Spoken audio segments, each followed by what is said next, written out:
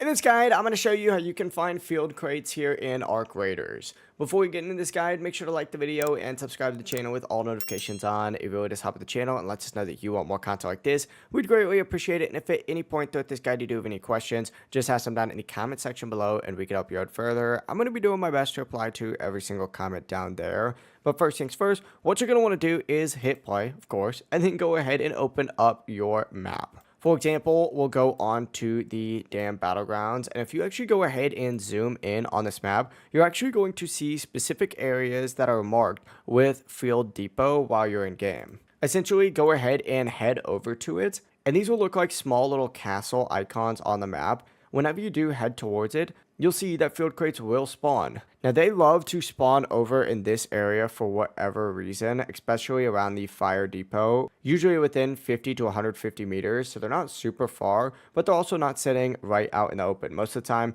I actually end up finding them in small buildings, small sheds, broken houses, or even tucked behind cover.